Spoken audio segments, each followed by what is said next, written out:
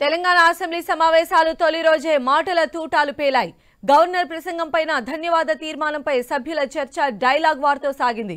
ముఖ్యంగా CM Revanth Reddy, BRS working president KTR మధ్య సవాళ్లు ప్రతి సవాళ్లలా సాగింది. గవర్నర్ ప్రసంగం ఖచ్చితంగా కాంగ్రెస్ మేనిఫెస్టోనే అంటూ రేవంత్ రెడ్డి తేల్చి చెప్పేశారు. ఖచ్చితంగా తాము ఇచ్చిన హామీలు నెరవేర్చి తీరుతామన్నారు. ఇదే సందర్భంగా బీఆర్ఎస్ ను టార్గెట్ చేసి విమర్శలు గుప్పించారు.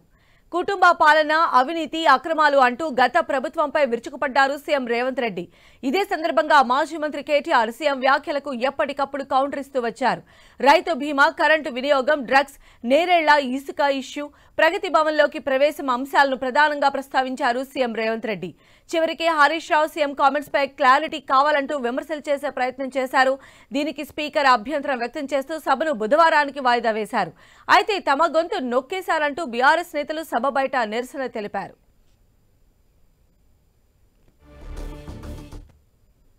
అసెంబ్లీలో సీఎం రేవంత్ రెడ్డి బీఆర్ఎస్ పై విరుచుకుపడ్డారు. గత ప్రభుత్వ పాలన విధానాలను ఎండగడుతూ తీవ్రస్థాయిలో మండిపడ్డారు.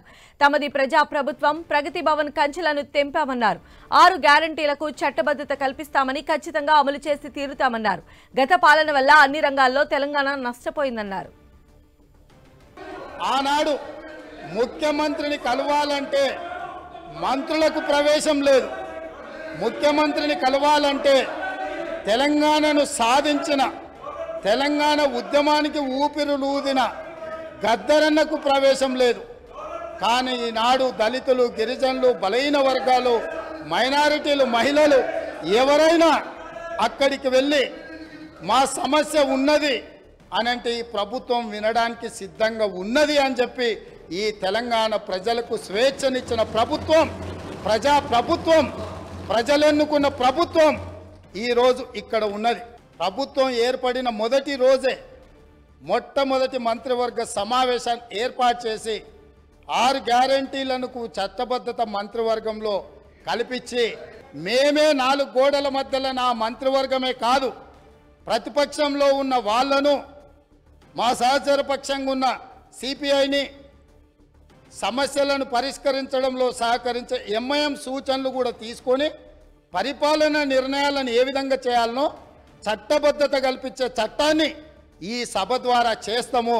ఈ 10 సంవత్సరాలు రైతు ఆత్మహత్యలల్లో ఎప్పటికప్పుడు మొదటి 2 స్థానాలలోనే తెలంగాణ రాష్ట్రం ఉంది. 8,000 చిల్లర రైతులు ఆత్మహత్యలు చేసుకున్నారని ఎన్సీఆర్బీ లెక్కలు చెప్తున్నాయి. అధ్యక్ష, రాష్ట్ర ప్రభుత్వం తీసుకొచ్చిన రైతు బీమా పథకానికి సంబంధించిన నివేదిక 2018 నుంచి 2023 ఆగస్టు నెల వరకు 1,21,000 మంది రైతులు చచ్చిపోయినరు. ఏ వయసున్న వాళ్ళు?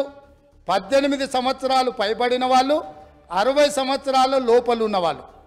అంటే ఇవి ప్రభుత్వం చేసిన హత్యలు కాదా అని నేను అడుగుతున్నా అధ్యక్ష. ఇదా రైతు ప్రభుత్వం?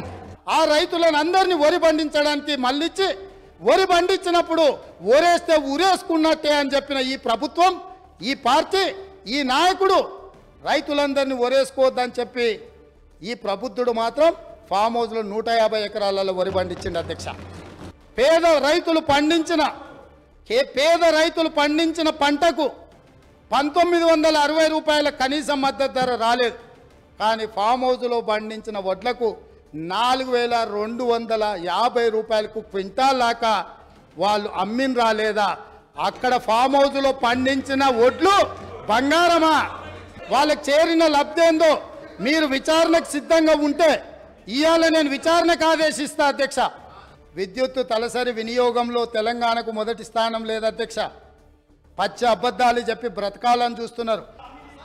వాస్తవంగా కేంద్ర విద్యుత్ శాఖ ఆధ్వర్యంలోని సెంట్రల్ ఎలక్ట్రిసిటీ అథారిటీ వార్షిక నివేదిక 2023 ప్రకారము తెలంగాణ రాష్ట్రం విద్యుత్ తలసరి వినియోగంలో 10వ స్థానంలో ఉంది. అధ్యక్ష, ఇందిరమ్మ రాజ్యం అంటే పేదలకు ఇందిరమ్మ ఇండ్లు ఇస్తాం, భూమి లేని దళితుల, గిరిజనులకు అసైన్మెంట్ భూములు ఇస్తాం, పోడు భూముల పట్టాలు ఇస్తాం, పేదలు చదువుకునే విద్యార్థులకు ఫీజు రియంబర్స్మెంట్ ఇస్తాం, వైద్యం అందించలేని నిరుపేదలకు ప్రాణాలు పోతుంటే కుటుంబ సభ్యులుగా ఆదరించి రాజీవ్ ఆరోగ్యశ్రీ పథకాన్ని అందుబాటులోకి తీసుకొస్తాం.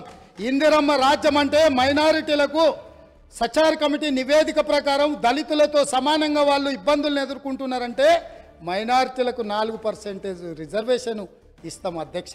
10వ తరగతి పరీక్ష నిర్వహించలేనోళ్ళు, 12వ తరగతి పరీక్షల పేపర్లు దిద్దలేనోళ్ళు, తెలంగాణ పబ్లిక్ సర్వీస్ కమిషన్ ద్వారా ప్రభుత్వ ఉద్యోగ నియామకాలు చేపట్టలేనోళ్ళు ఖచ్చితంగా సిగ్గుతో తల వంచుకోవాల్సిందే.